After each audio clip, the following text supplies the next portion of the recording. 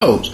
But I'm just saying at this point, I think they fall short, especially if we look at what Golden State just did to Cleveland, Chicago, and the Spurs, and then Dallas lower in a different echelon.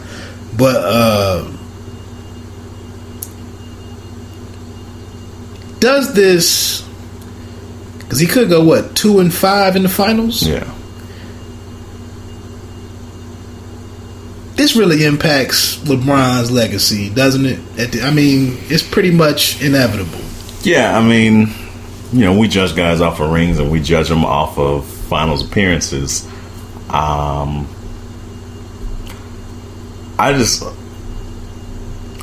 think I'm just really interested to see what Tyronn Lue really wants to do with this offense. Like, how different does he want to make it?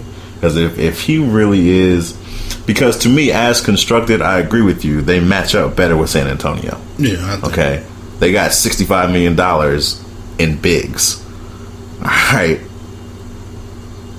But if you inevitably feel like you're going to face Golden State, you need to move Mozgov. You need to move Anderson Varejao. One of those guys has to go. And Varejao is who's hurt all the time. But one of those, if not both of those, have to go, because I don't think you can trade Tristan Thompson. I think LeBron, I think Tristan is his guy. All right. I think they're same agent, his Rich Cho or whoever right. LeBron's homie represents Tristan. And so I agree with you. I don't see them as currently constructed doing it. And so I don't know if you can get enough pieces. I don't know who wants Timofey Mozgov. And that's crazy that we're at a point in the league where a rebound who can average a double-double, who can get you 10 boards and 12 to 15 points on any given night, is not a hot commodity because of how small the league is going and how fast the pace is going. But they got to move one or not, if not both of those guys. Now you done opened up. Okay, so we're over 2 hours, and I apologize. We talking though. This the barbershop in here with no chair. Did they fail to capitalize on any momentum that they created with Mozgov and the experience that he gained last year in the finals? Did they not come back into this season and fail to utilize that? And this is where I got a problem with NBA development. Now that we're not in those 7 games in that defined 7-game period, we're just not going to use you how we would use you. Did they fail to do that? Yeah, and I honestly. So let's for a minute.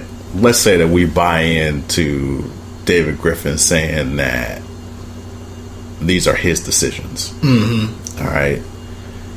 So if Tyronn Lue tells you, yeah, if I come in, we'll play faster, we'll play small ball, we'll put LeBron at the 4, we'll put Tristan at the 5, we'll do all these things.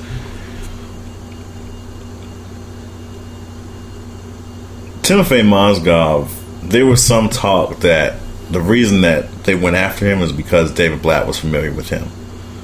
Because Blatt had so much experience overseas, he had watched Mozgov from a young age and felt that he would be a very good addition to them. So they stole him. They got him for nothing from Denver. And so I had a really good point that I was going to make with that, and it kind of flew out the window.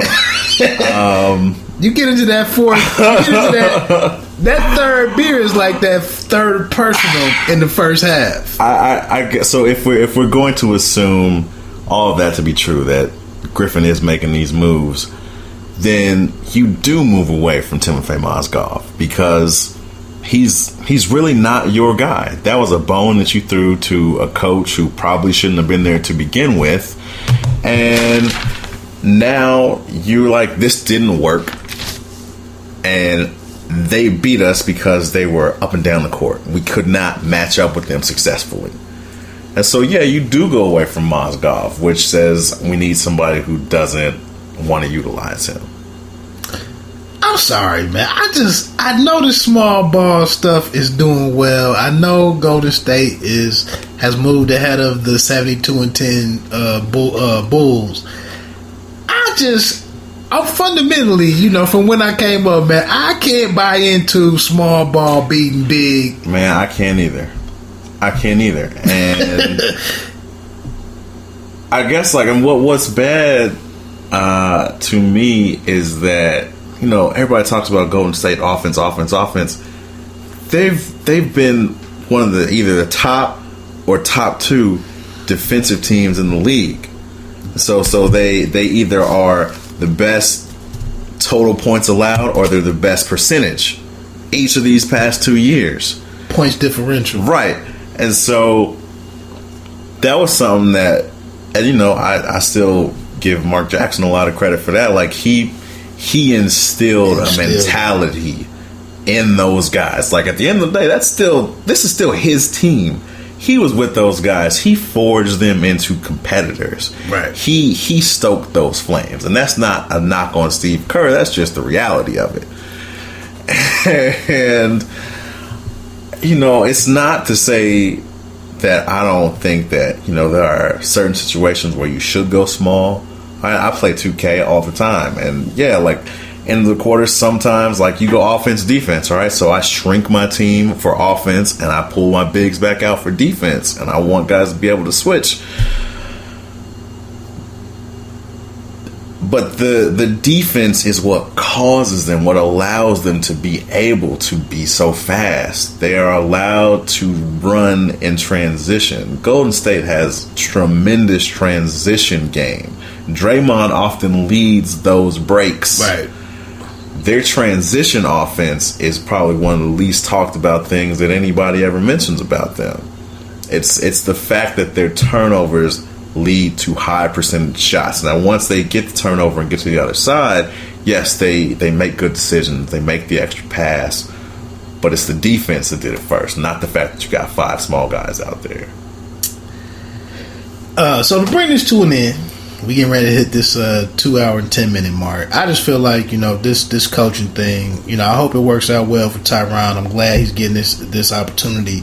But I think ultimately this could, we already have coaches coming out and defending David Blatt and criticizing the firing of a coach in that position. I do think from the Martin Luther King Day game, I think Griffin was kind of forced into a place where this disconnect is becoming,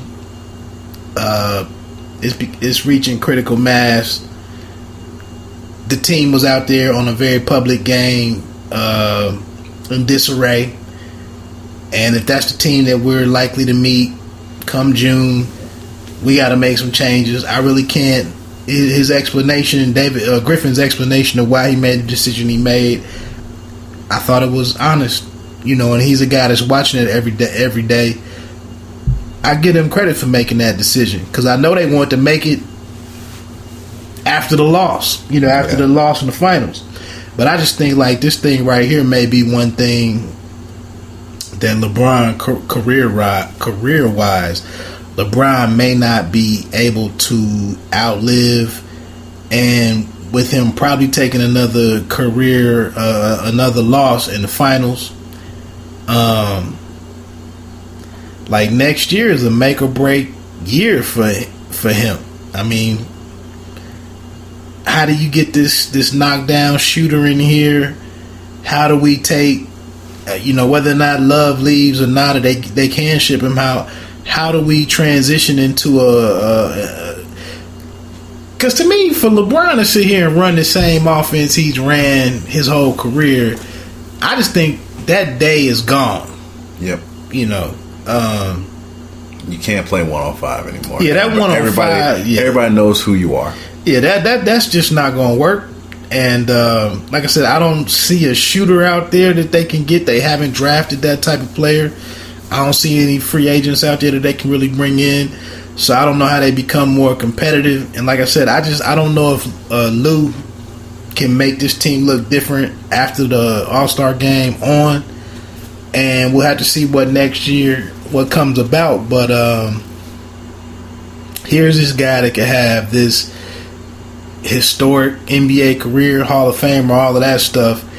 He's gonna have this bad record in the finals, but just moving forward, he seems farther away than closer to getting back into the winner's circle in June, in my opinion.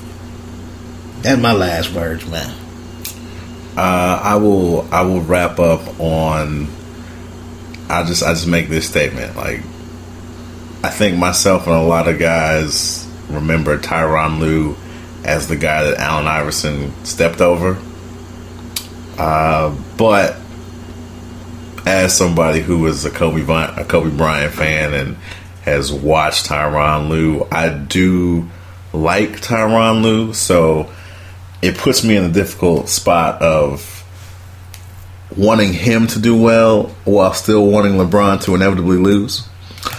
But I'm glad that he's getting his opportunity regardless of the circumstance, and I really do. I wish him well. He is very well respected in the coaching world. He basically, maybe people don't realize, like, Tyronn Lue was on the bench behind Doc Rivers for all of that success in Boston, and so he has amassed a certain pedigree in the coaching world.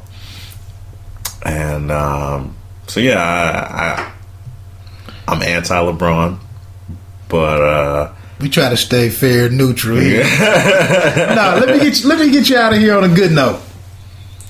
Answer this, then we're gonna jump out of here. Why is it that a small man, is better suited for NBA coaching or a quicker route than a big man? When Pat Ewing gonna get a shot, man, in the big seat, in the first seat, for LeBron to take it from me? Because Lane Beard can't get on the men's side.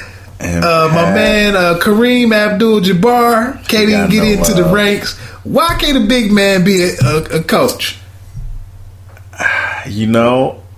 End it on a high note. On a high note, I think that at this point, with Patrick Ewing and Kareem,